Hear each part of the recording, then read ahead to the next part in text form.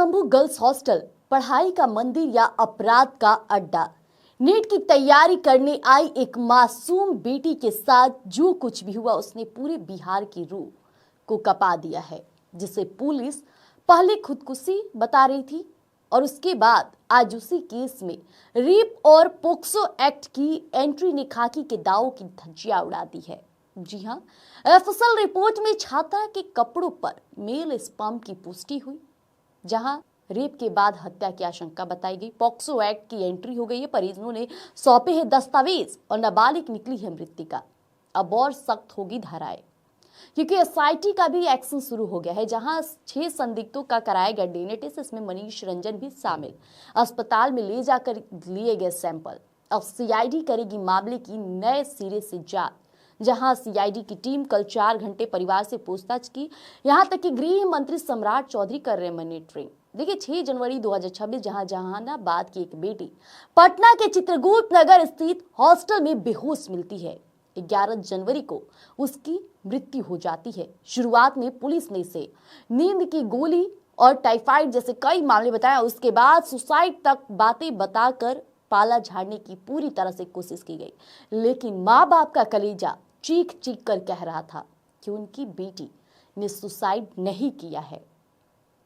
उसके बाद मामला तूल पकड़ा। जब विरोध बढ़ा और एसआईटी टीम बनी तो सच के पैरों तले जमीन खिसक गई। एफएसएल की बायोलॉजिकल रिपोर्ट ने पुलिस की थ्योरी को पलट कर रख दिया।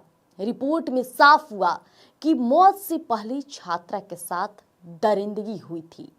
अब इस मामले में पोक्सो एक्ट जोड़ने की प्रक्रिया भी शुरू हो गई है, क्योंकि छात्रा नाबालिग थी।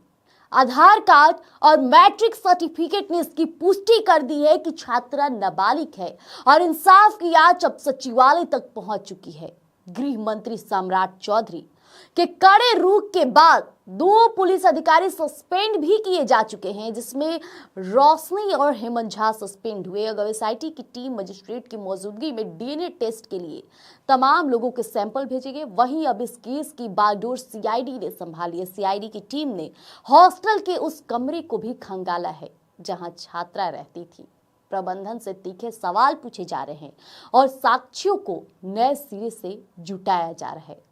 सवाल ये है कि आखिर उस रात शंभू गर्ल्स हॉस्टल में हुआ क्या था? वो कौन दरिंदे हैं जो पढ़ाई के नाम पर बेटियों का शिकार कर रहे हैं?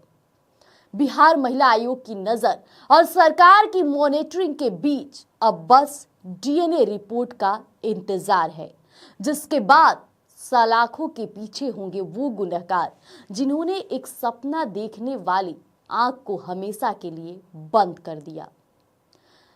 देखिए, हम इस खबर पर लगातार बने हुए हैं और ऐसे में प्रभात हॉस्पिटल कहा जाए तो उसमें नामी डॉक्टर हैं, डॉक्टर सतीश, जो गणतंत्र दिवस के मौके पर बड़ी बड़ी बातें कर रहे थे।